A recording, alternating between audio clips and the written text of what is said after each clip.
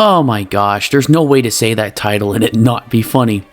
Hack-O-Lantern. Originally, this movie was supposed to be called Halloween Night, but during the making of this movie, the guy who plays the cop, Roger, suggested that they should change it to Hack-O-Lantern. That's the story I heard anyway. Anyway, what was I talking about? This movie is from the year of my birth, 1988, and directed by Jag Mundra. The film stars Taffy Lewis from Blade Runner as Grandpa, who happens to be a Satanist. Oh no! Grandpa, that's all he is called in the film, favors his grandson Tommy above all the others and wants to make him part of the Satanist group when he's older. Tommy's mother wants to keep Tommy and all the other children away from the grandpa, but especially Tommy, as Grandpa keeps saying that he's special, but it isn't very clear why. Well, okay, that's not quite true. Tommy's mom is a very distraught woman. She was raped by her dad, you know, the grandpa, on her wedding day, and Tommy was the result of that incest. Somebody took a page from Chinatown. Not only was she tormented by that, Grandpa then proceeded to kill her husband, who fathered Tommy's siblings, Vera and Roger, and burned his body in a car. Burn in hell, Bill.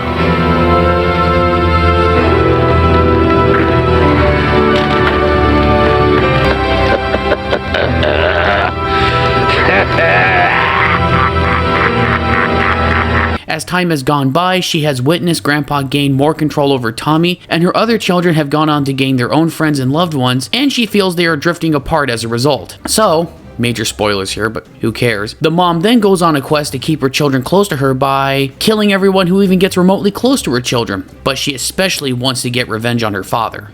But why would she want to do that? Apart from raping her on her wedding day and killing her husband, he seems like a nice guy overall. Look, he's even telling Tommy how much he loves him. Aw, and Tommy loves him back. All joking aside, they were clearly trying to do devil horns here, but that's sign language for I love you. I don't know how they screwed that one up. Anyway, in her distress, it kind of makes sense that she would try anything to keep them from going away. Now, what I just stated sounds like the makings of a great horror tragedy, especially if the psychological aspects were fleshed out more. But that would take more talent than what the film ultimately produced. The end result is not only clumsy and sleazy, but also extremely unintentionally funny.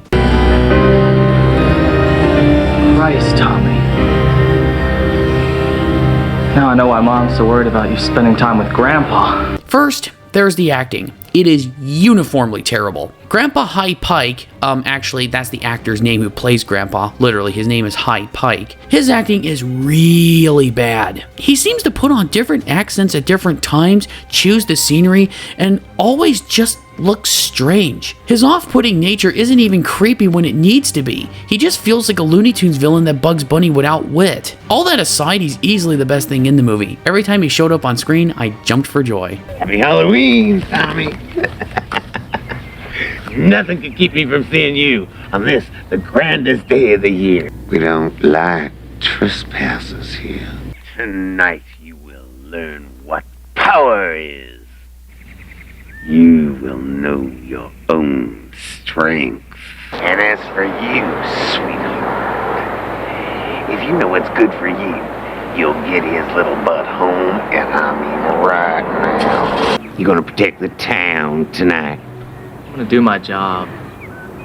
I say, damn your job. If it means your grandpa can't have any fun on Halloween.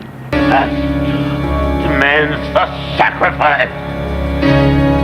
You must share the blood. And I suppose apart from Katina Garner as the mom, no one else in this movie is memorable or even give good performances. Gregory Scott Cummins, who plays Tommy, has exactly one facial expression and emotion throughout the whole film.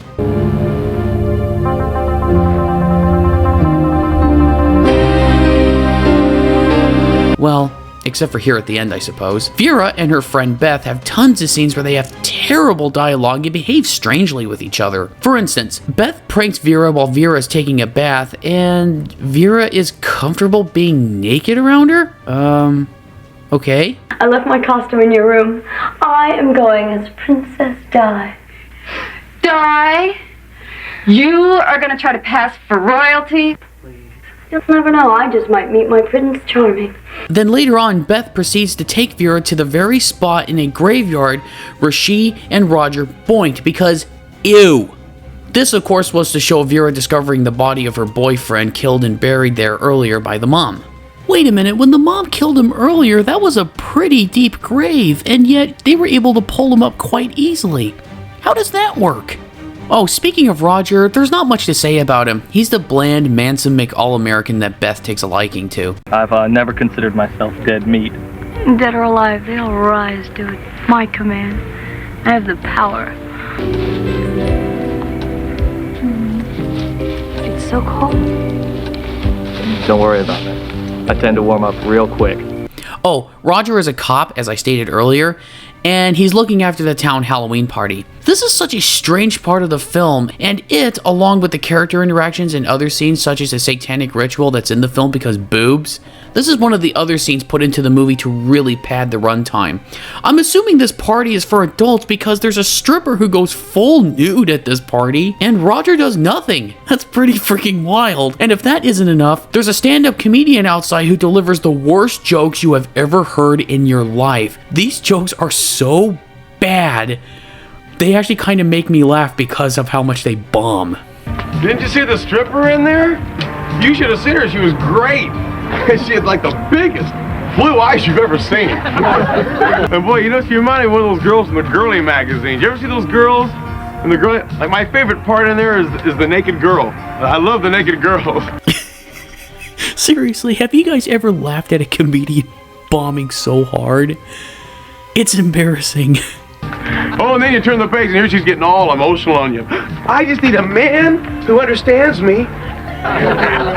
But of course, the best part of the film is the devil's son.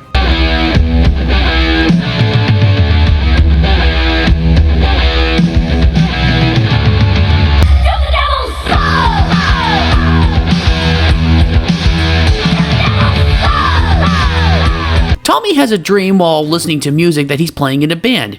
Then a bunch of weird voodoo stuff happens and he gets decapitated by a trident.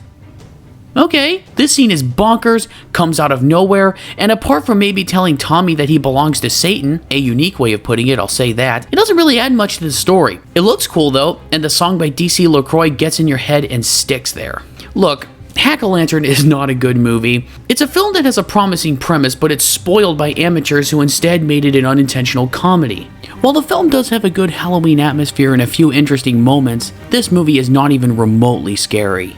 And anybody who watches it will have a good time. Get some friends together and have a blast.